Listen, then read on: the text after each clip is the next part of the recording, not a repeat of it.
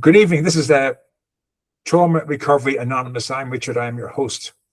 My program focuses on people, adults and children who've been diagnosed with mental disorders, and most importantly, teaching children that their feelings and emotions are not mental disorders, that they are actually their God-given instincts to be trusted at every situation. And most children don't know any of these kind of things. They have to be taught by parents and by guardians how to use their responses like flight, fight, faith, and acceptance. And I have a guest on tonight, and his name is Russell, and he has developed a solution for dyslexia. Now, I don't know how many clients on my audience have dyslexia, but we all know somebody who has dyslexia, whether you're a parent or a child. There's always somebody in our community, in our classmates, in our relations who maybe has dyslexia. And Russell's going to come on and explain how to deal with dyslexia, how he came about this solution, and share this with you. So, Russell, I'm really glad you're here. I don't know anything about dyslexia except that my younger brother had it when he was younger, and a nephew of mine, they found out.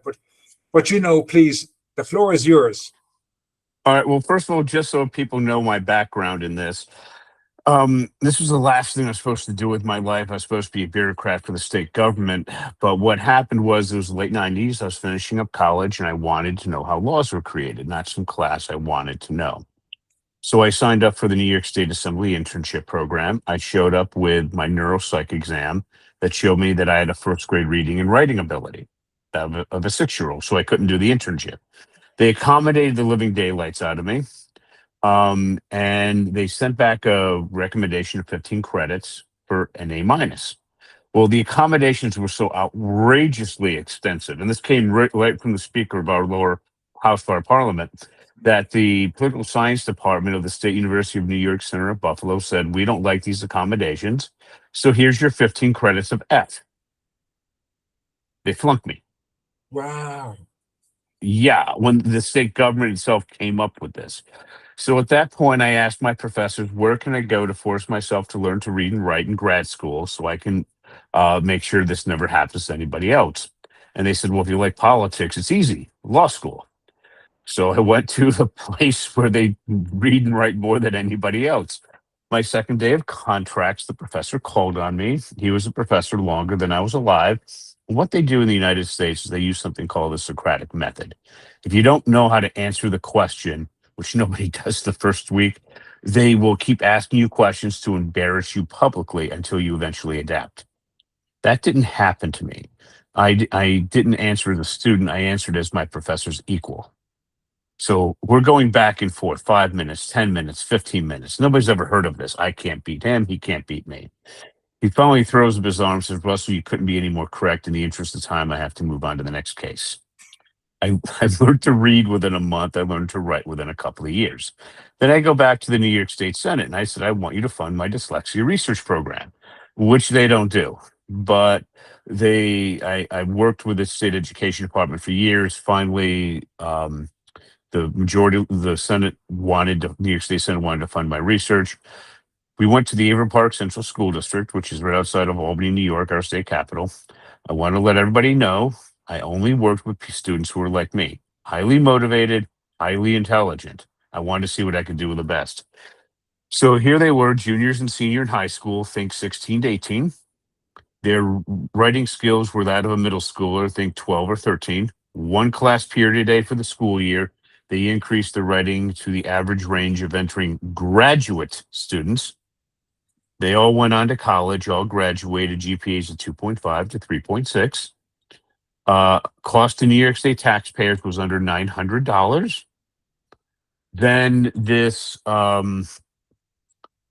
we were, compared to the best dyslexic college at the time, we were 3x as successful, but less than 1% of the cost. They were over 100,000. That's how I got started. That's fantastic. I must say, I love messages of hope. I love finding guests who can offer messages of hope to my audience. And this story sounds like what they say is a humdinger. I've never used that phrase before, but it kind of resonates with me now that this is a really cool story. So please continue. Okay. So what we're now going to do is I'm going to start off explaining to you what dyslexia actually is.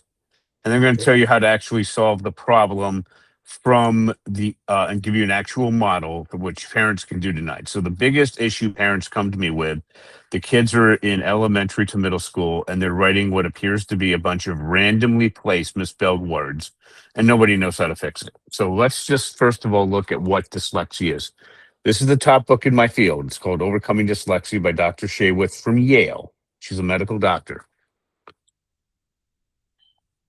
That's dyslexia. You see how the back part of your brain has this massive neural activity? Yes. Now, do you see how the back part of my brain has next to nothing? Yes. Now, do you see how the front part of my brain is about 2.5 times overactive? Yes. Okay. So what we simply need to do is we need to stop focusing on the back part of the brain and move it to the front part. According to Yale, that deals with 2 areas: word analysis followed by articulation. So that's what we're going to work on. So first thing we need to do is let's talk about your somebody that you know very well with dyslexia. We will change their name to protect their privacy, but you want to go with your brother or another relative, some other student you knew? Who do you want to use? My as the brother. guinea Let's pig? call him James. James. Okay. So if you were to teach James, all right, what we would do is you would take out a real laptop computer, not an iPad, not an iPhone, and certainly not handwriting.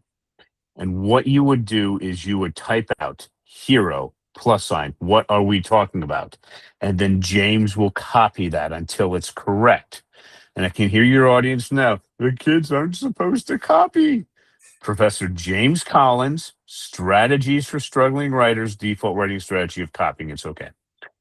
Before we go forward, I need you to tell me, when James was a kid in elementary or middle school, what was his speciality? What was his area of extreme interest and ability? Sports. What sport in particular? Any sport. Hand to ball coordination was phenomenal. You could hand him a ball and he'd be an expert. Like, he just plays superb. So whether it's Right, golf but or rugby or I need one sport. one sport. Okay, but we played golf as a family, and he was excellent as a golfer. He could have turned pro. They thought he could have been another Bernard Langer. So golf, I'd say golf primarily. Okay.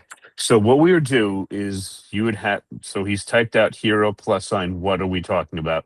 You're going to swap out hero for James. So now we got James +, what are we talking about?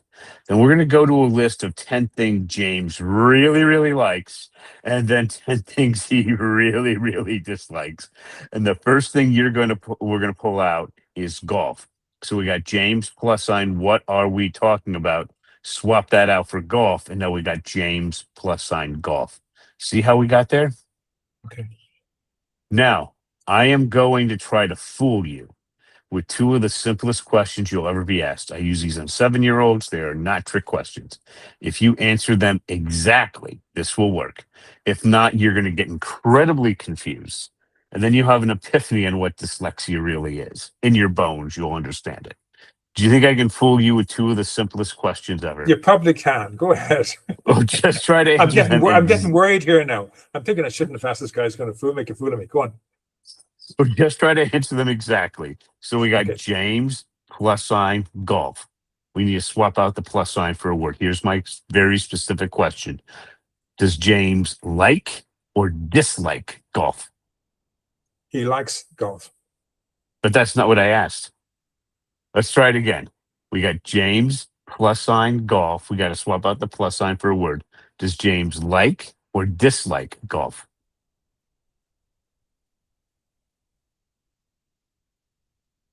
James likes golf. That's not what I asked. So James likes or dislikes golf? Are you completely confused now? I am. I can say Okay, I'm you ready for completely your confused now. Okay. Get ready for your epiphany. Yeah. Okay. So let's go and show you what happened. You were processing this in the back part of your brain. Okay. James has nothing going on back here. I asked, does James like or dislike golf? And you did what almost every educated gen ed person does. You automatically added the S to make it a proper sentence.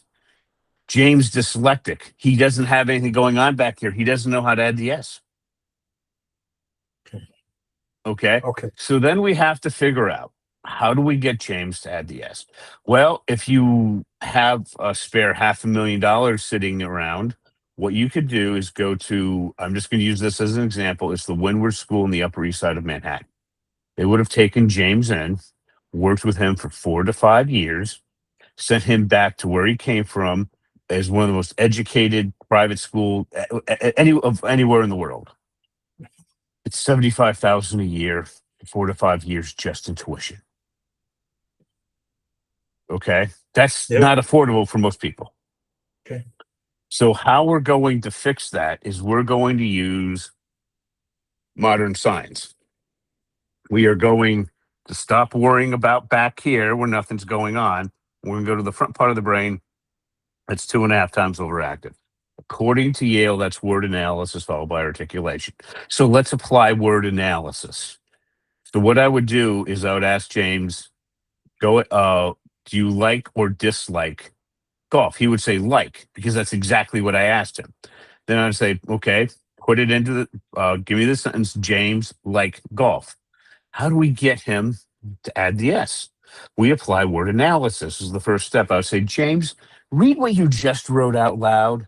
And he would do it. And I would say, James, just do it again. Does that sound generally correct? And he would say, no. And I would say, James, fix it. James likes golf.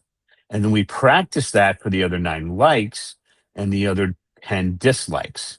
It's a lot of repetition here. Do you see how that's a simple form Fantastic. of word analysis? Superb. Okay. Then we're going to go because reason 1. And then give me a simple reason why James liked golf when he was 10. He was impressing his father. James likes golf because he liked impressing his father. Yes. Now, do you see how we have a whole bunch of grammar mistakes here? Yes. So what we would do is missing. Yes. Yes. So let's do the grammar first. We told James, forget about the spelling now. Read through what you just wrote out loud until it's and answer the question. Does it sound generally correct? If not, fix it. Keep going until the whole thing sounds generally correct. Do a few passes where you can't find anything. What you have just done is you've taken these horrific grammar mistakes and you moved them down to some medium ones, some little ones, and some medium ones, which teachers are very well trained to deal with. So as a parent, what we're trying to do is just get it so that James's normal teacher can work with him just fine. All right. But now we still got the spelling problems. How we deal with that is we tell James to drop the period every time, and then he and tell him to type it out. Every time he makes his mistake in spelling, he has to retype the entire thing. And tell me, why is it on a laptop and not on an iPad or an Apple or anything? Why is it on because you need the actual kinetic hitting of the fingers on the keyboard. Okay, fantastic. I just wanted to know that. Yeah, so iPad is out. Nothing without an actual keyboard is out. Yeah, without an actual keyboard, and handwriting is definitely out because the connection between the front and back part of the dyslexic brains, kind of in this area, it's kind of like dial up, and the normal people have like 5G. So just physically trying to write the W will just kill all your working memory. Okay. So I've literally had parents. Fantastic. So then he has to retype everything. Okay. And he's going to do that 3 to 13 times. What's going on is each time he does, he's going to make a mistake until he doesn't. And by constantly retyping, he's actually getting everything up here to organize itself. Eventually he gets that right. Then we do that for the other 9 likes and 10 dislikes. Then we keep everything there the same and add a second reason with a glue word "and." And he retypes 10 likes, 10 dislikes until everything's correct. And then we keep everything through the first 2 reasons the same, and we add a third reason, 10 likes, 10 dislikes. For a 5, but also after doing this, the student's reading level improves because if you can write it, you can read it. If you write it, you can read it. So then what happens is just you know how long it takes. For most parents do 10 to 15-minute sessions. For a 9-year-old, this can take like 5 months. For a 13-year-old, you can get through this usually in a matter of weeks. For an 18-year-old, you're going to get it in within a day or 2. I have to say, Russell, it is beautiful. I'm sitting here and I'm getting all excited. I'm thinking, if I had a child like James, I would love to do this work with him. It just seems so beautiful. You'd be giving so much hope to a child with dyslexia. You'd be giving so much confidence. It's beautiful. I'm sitting here listening to you. I'm thinking, I can listen to you all night long. So please continue. It's wonderful. Well, here's the next thing. That's part 3 of the model. The first part that I found, which is by far the most important out of anything, is I'm going to tell you about a story about a student named Casey. I never saw anybody like Casey before. I will never see this again. Out of the hundreds of teachers I taught, I think they'll never see anything like this. This is a one-off edge case. I met Casey when she was 10 at the end of 5th grade. She was turning 11 over the summertime. She was reading and writing at the 2nd grade level, and she was very interested in Theodore Roosevelt. So I assigned her this little book, The Rise of Theodore Roosevelt. All 900 pages of it. This is at the 10th grade, the first year college level. It's won the Pulitzer, I think 15 to 18. Casey insisted on doing reading first, so I gave her a simple formula. Nobody told her to do this. Nobody suggested it. Nobody hinted at it. She went up to her room, shut the door for 3 hours a night for the next 6 months, most of the days during the summertime. At the end of that time period, she could flip to this, to this random page, point to that random word, and she would tell you the exact dictionary definition. She jumped 8 grade levels in 6 months, and I worked with her for 15 minutes a week. Beautiful. That's not the point. The point is, when her mom wanted to know if this was just for something she liked, so I gave her a book she hated. And after 3 months, she transferred over. And here's the point. I asked Casey, when we moved from something you loved to something you hated, her motivation dropped about 50%. Most ADD, ADHD, or dyslexic students would drop 75 to 90%. If you're outside their speciality, which for what school does is just about everything. So if you focus on the kid's speciality during the intervention period, it's not going to work generally. So the first thing is we find a book and an audio book that are the same thing on something that they really love, typically a couple of grade levels ahead of where you want them to be so they can grow into it.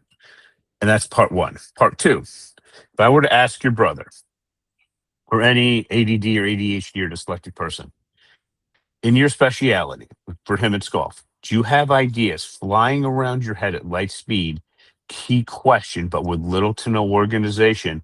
He's going to say yes. So what we have to do is to force the dyslexic brain to organize itself by using writing as a measurable output. Let me put that into English. I want you to imagine if you were asked this question. Let's say Bill Gates is going to pay you $1 million. You had access to a top American research university. You have 2 weeks. He's looking for a high school paper. What effect did Martin Luther King's famous I Have a Dream speech have on the American civil rights movement of the 1960s? Could you go into the library with no help and then just write a high school level paper on it? So are you asking me? Yes. Could you do that? I don't know if I could. I'm Irish. I probably have a stab at it, but I don't. I've never followed the whole. We're looking at it. I'm not talking about a dissertation. I'm talking about a high school level paper. A 14-year-old. Yes, I could. Right. That's because it's big picture. Yeah. That we eventually get down to the details. Remember how that's how you were taught in school? Big picture. Yeah. Then eventually the details. All right. Well, for a dyslexic like your brother, this is hell. It's like grabbing fog. Wow. Okay. What we would have to do is to flip that. We would have to start off with something very specific and then eventually go out. So we would ask what personally compelled Martin Luther King to want to give his famous speech. So what would happen is we would now know exactly what to do. We just get his biography. We go to that specific time and we go, why the heck did he want to do this? We answer that. That answer gives us a question, which gives us an answer, which gives us a question, which gives us an answer. That forces the dyslexic brain to organize itself by using writing as a measurable output. Wow, that's beautiful. And then we do word analysis. It makes so much sense. It's wonderful. Yeah. It seems too obvious, but it makes fantastic sense.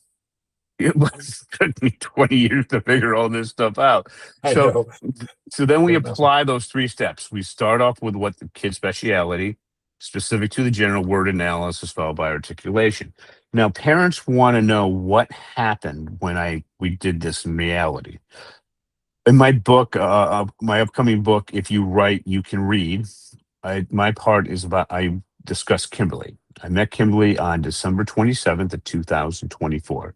Her son, Reed, was 10 years old, severely dyslexic, and she just spent a few weeks before $700 to have the state of Ohio test her kids. Kimberly is a very religious homeschooling mom with some college. Reed's four brothers and sisters are gen ed students. They did brilliantly. Reed, though, didn't. He was reading at the 11th percentile, writing at the 4th. I worked with Kimberly for half an hour a week for the next 8 months. She worked with Reed an hour and a half a week, 3 half-hour sessions. On average, most parents do 10 to 15-minute sessions. Over the summertime of 25, Reed's friends came to him and asked him they want him in school, to be in school with him publicly, to come to public school with them for social reasons, to be in class with them.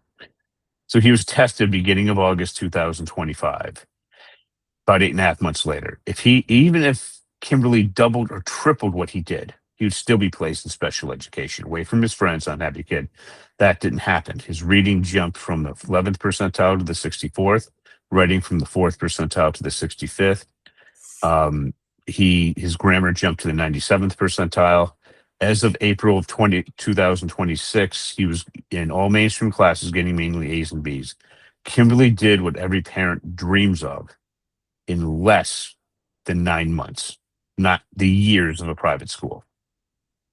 Well, I'm smiling here, grinning. So I didn't mention, Russell, this is an audio presentation, so no one will see our faces. And I have to tell you and my audience, I'm grinning from ear to ear listening to your story. It is absolutely beautiful. Please continue. I'm really enjoying this podcast. Okay. Well, now I just kind of told you what to do for the kids. But what about your middle, high school, and college age students? So what we're going to do is I'm about to expand on word analysis followed by articulation. The front part of the brain that's about 2.5 times overactive. And I'm going to show you how to write the major portions of an advanced body paragraph. So so the solution is going to seem like it's coming out of what we call in America left field, out of the middle of nowhere. It's going to make no sense. It will shortly. The dyslexics tend to give solutions like this. So we're going to start off with a movie review and a universal thing. So I want you to think about a movie that meets 3 criteria. You think it's one of the best of all time, you know it intimately, and everybody's seen it. What's the name of that movie? 39 Steps. 39 Steps? Yeah. Okay. Now, here's the tough question. I need you to reduce 39 Steps into a one-word universal theme that's unique to you, that best represents that movie, in your opinion. Oh, God. I've never been careful with that kind of question. Excitement. Okay. Now, you see how long that took you? Yes. If I were to ask your brother, how long do you think it would have taken him for his movie? I don't know if it's either going to be very, very long or very, very short. Extremely quick. I'm just going to go back, just so everybody knows, I'm going back and showing the overactive front part of the brain again. Okay. Yeah. We got 2.5 times the neural activity. So we think about it and he's just becoming your dancer. Yeah, I get that. I understand that now. You're now playing in my sandbox. There are advantages to being dyslexic. It tends to show up in graduate school, where we focus on our areas of extreme interest and ability to the exclusion of everything else. Okay?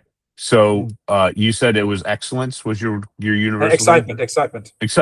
Okay. So what we would do to write the review is you would write, how did the actors do with that universal thing? How did the director do?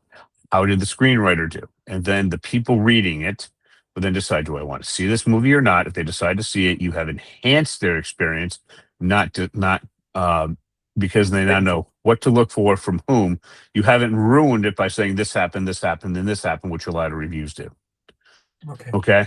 So here's the problem with your universal thing. It's so broad. It's like a broad brush. Okay. So we now have to figure out how to get this much more precise, because let's think back when we were kids, there were just a few big, news outlets, a few big stations, papers. You just blasted it to everybody. But now in the 2020s, we got to be much more precise. So how do we do this? So I'm now going to traumatize some of your audience just briefly because we're going back to high school English and Shakespeare. Okay. Go ahead. For a dyslexic, I found it kind of traumatizing, only briefly. I just want you to think about anything we did in high school Shakespeare, any play. He had a hero. Hero wanted to do something based on one or more universal themes. Then there's this ultimate villain. A character had to deal with some universal themes, some concepts, some combination there too. The villain would try to prevent the hero from accomplishing the hero's goal. They would have a conflict in Act 1. It would escalate like crazy in Act 2, resolve in Act 3. Sound familiar? Yes. Okay. So why am I talking about Shakespeare? Because when it talked about written communication in English, he's at the apex. He's at the highest level, according to a lot of senior professors. So we're going to take that model and simplify it a little bit, and we're going to add word analysis followed by articulation and at an advanced level to write these body paragraphs. So the first thing we're going to do is let's go to the movie that you really liked, and let's just say we're going to just take the script. And just for argument's sake, let's say James, this is what he absolutely loves, just for argument's sake. You can use that script for middle school, high school, college, and perhaps even grad school. So what we're going to do is first, we're going to have a hero. Hero wants to do something. At dyslexia classes, we have courses on skool.com on school. And we assume that after the sentences, we've shown students how to write a middle school level, a basic body paragraph. All right. I'm just assuming that's done now. So now at the advanced level, they're going to write out as many paragraphs as they can. Then what we're going to do for each paragraph, for each sentence, each paragraph, we're going to have the student type out the most important word and make a list of them for each sentence. Now, I don't know how else to say this, that I'm hoping I'm not offending people, but I don't know a better term. We're about to come to Jesus moment, if I can help you or not. What I tell the dyslexic kids is we're in your speciality. We're teaching you from the specific to the general in something that you really care about. But if you're not about to do what I'm about to ask, here's what I'm going to have your parents do. I tell the parents for the dislike list, come up with a chore the kid freaking hates. The one they hate the most. So for James, when he was 10, what was the chore that he just freaking hated? Cleaning his room. Cleaning his room. Okay. So I want you to imagine if he's not about to do what I asked, the parents would ask one of his siblings, probably a younger one, to go up and mess up his room after James cleaned it. And then tell the sibling to mess it up again. And tell James to clean it. And everybody's watching. And they're videotaping this. And I'm laughing like crazy. All right. Now, how long do you think it'll take James to getting his room messed up and having him clean it? And clean it, I mean spotless, before he decides he'll do what he's being asked? How long would that take? Well, again, he's only got one side of the brain, so probably very quickly. Okay. So, I'll think about it and work out how I can betray and whatever and find excuses. But him with one part of the brain, it'll be very quickly. okay, so why I'm spending so much time on this, most of the kids will do it after I explain. If not, this is what you do. Because now we have to deal with teaching these kids to read and to set things up so we can do the advanced paragraph. So what we're going to do is for each of the most important words from each sentence, James is now going to go to Merriam-Webster's online dictionary or Oxford English or some trusted one, pick his definition, then he's going to type out the most important word of that sentence and its definition. Parents, whoever teaching this, you have to be looking over their shoulder. There is zero trust here, and I mean zero, okay? Because they're going to try to copy and paste, and I've seen people lose months of effort on this.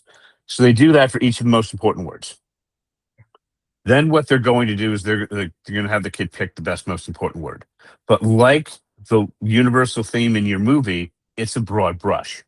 We need to get it much more specific. So then we have them put the word into the thesaurus, and you're going to do 5 synonyms, 10 synonyms, the entire level, multiple levels. And each one, you're going to type out the synonym and type out the definition. Now, at some point over the next 6 to 12 months, and that's what this takes, the student's going to be writing the word so many times they know exactly what it means. For Casey, after we got done with this, I had her go through, I call it thesaurusizing. I gave her a word. She went through it. She did over 200 words in less than 10 minutes, knew the dictionary definition of each one of them. And she could say, this is the best one and why. And she could defend that at the college level to a professor. So the kid's going to go and write out, let's say you're doing 10 synonyms. The 10 synonyms, they're going to find the one that best matches what's in their head. And then that's what they're going to put in as the universal theme. It's very specific. As they do this over 6 to 12 months, eventually they'll just say, I know what it is. And the parents go, okay, what is the definition precisely? And they need to tell you precisely. You can tell what that exactly looks like.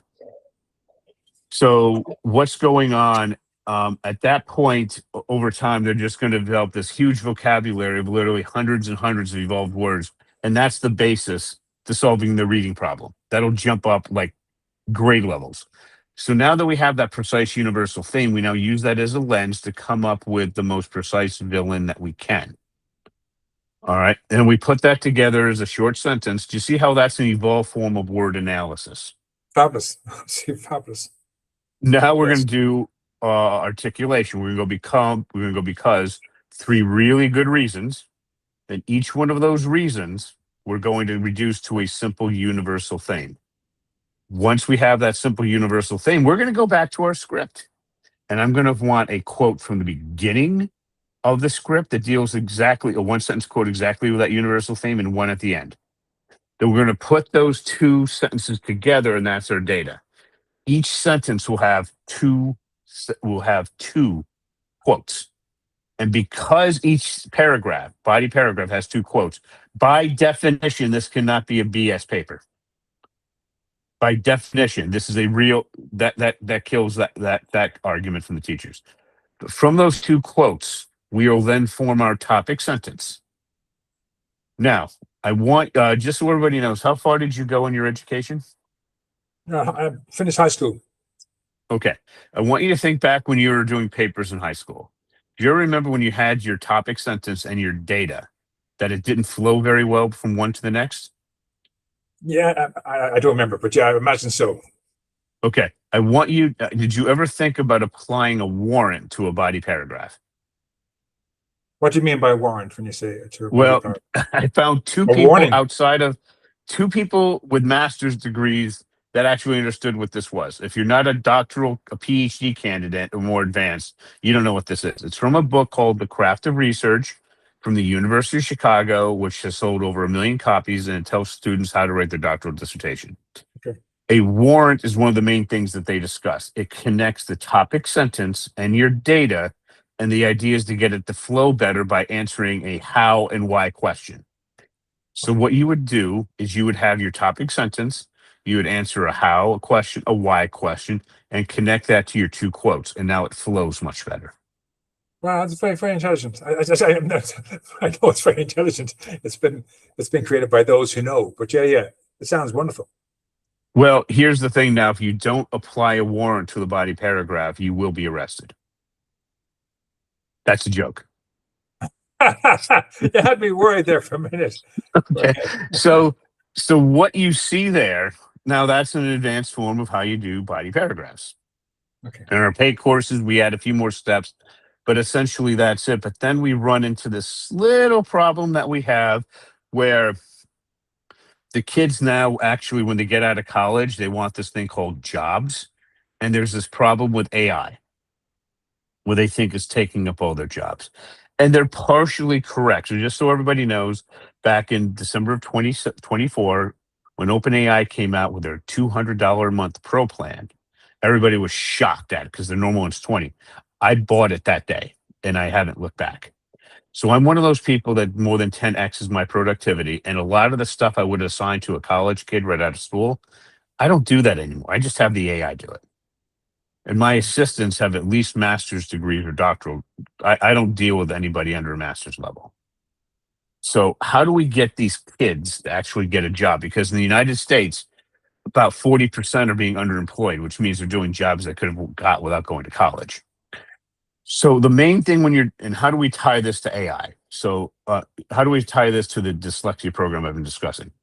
So when you look at it, the main problem that you find with AI is you have to know exactly what good looks like.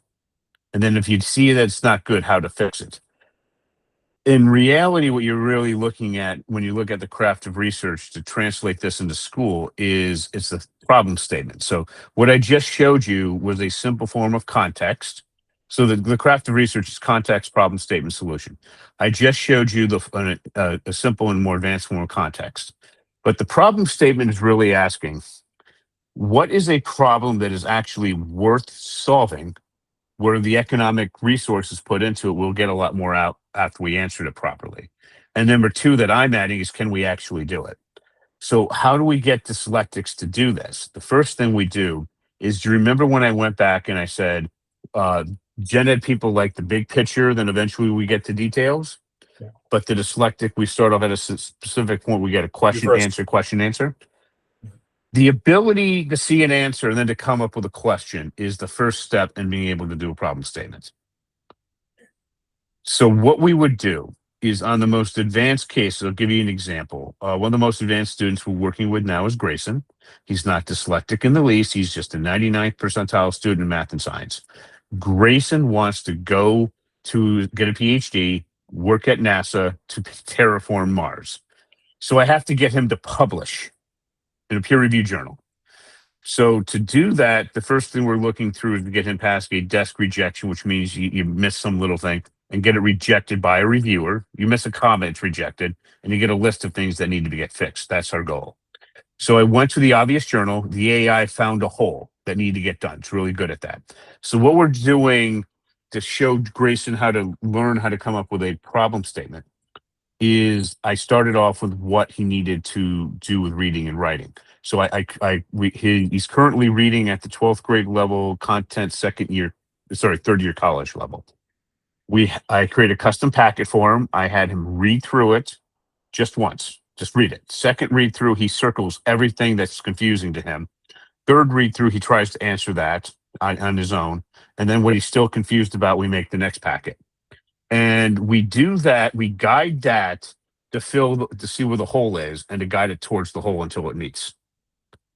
Wow. Okay. How old do you think Grayson is? That's a bit like a Sheldon story. I'm thinking he's going to be a child. He's on the young side. Okay. 13, 19. He's 10. He's 10. Oh my God, isn't that fantastic? Wow, it's like a Sheldon. What's the TV series now? It's like we're Sheldon in real life. Yes, but notice we're using the same process that we do for dyslexics for him, and he's not dyslexic. So what I'm just getting, and this will take years. I'm not teaching him, his parents are. So what we're doing is we're following that process until it eventually meets with that hole we found in a journal article. Yeah. Now the journal is that's what professors do all the time.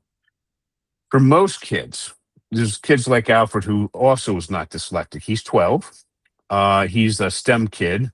He's going to be an engineering science kid. We don't know what it is.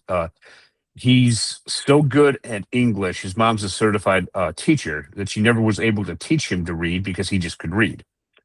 So now going through this process, he's interested in hawks as hunting birds. So we're going through the same thing with him, but we're probably going to work at a senior thesis level, which is not trying to teach a professor something new, but let's say a general expert in hawks, and find a gap there and just move things until they meet there. So that's how we get them to figure out how to do a problem statement. How do we get these? Yeah. Well, how do we get these kids to actually be able to become senior enough so they know what good looks like and how to fix it? As they're going through in their careers, they should do an internship specifically. And anytime they don't know exactly what to do, which is everything, do a research report of like 3,500 to 5,000 words and actually read it, everything. Use that as something to go back and forth with when you're using the AI. I will actually do that for sections of a report. I will do that for paragraphs or even sentences. if it's that important. And sometimes it is. And it's just something you're going to have to put the time in and just play with it to figure out. And with that, by the time you get out into the real world, you'll have enough AI experience where you can actually get a job. Russell, I'm getting worried about the time here. We've got about 5 minutes left. I could listen to you all night long. You've got a tremendous message. I'm hoping you're giving so much hope to my audience. And if anyone knows with anyone with dyslexia or families, you can pass this information on to their parents. We've got about 5 minutes left. Is there anything you want to share just to wrap up? Because I could listen to you all night long. I think we should be having a part 2 and a part 3 and a part 4. But for now, is there anything you'd like to share with the audience before we go? No, I just gave you the first 2 steps in the craft of research. All right. Okay. This takes years. Okay. I can understand that. I don't mean to sound greedy or anything. I understand what you're doing, what you're sharing now. From your lips, it sounds like easy peasy, but the parents doing it, it's going to take years. I get that completely. And just so you know how we guide them through, we have we put our courses up on a learning platform called School, SKOOL.com. Just type in dyslexia classes, and there's a teacher course, the one for parents. Do the one for parents. The instructor we have, her name is Angela. She's Alfred's mother. She's a certified elementary school teacher in the state of Texas with a 2-year master's degree and a decade of experience. She has taught her kids to go through this step by step. She's there each week to answer questions. And because the price of my competitors is so outrageously ridiculous, literally, if you're not driving BMWs, you can't afford it. We've lowered the price down to $147 a month, and you can stay with us for as long as you need. And we take students literally from basic sentences through literally pitching an article to be published, with that whole entire process. And it's school.com. Yes, and just type in dyslexia classes and do the parent one. The teacher one will not work for you. It's very accelerated for professionals. I've got to say, I love the idea where you share that we do it reverse to a normal person. So a normal person, because they've got the 2 parts in the brain, they look at the problem and then find a solution. You're looking straight to the solution. That was a wonderful tip, I believe, you've shared with the group. So, Russell, thank you very much for coming on my podcast. Really delighted to have you. The best of luck with all your endeavors and all your work. And thank you for sharing today. Thanks for having me.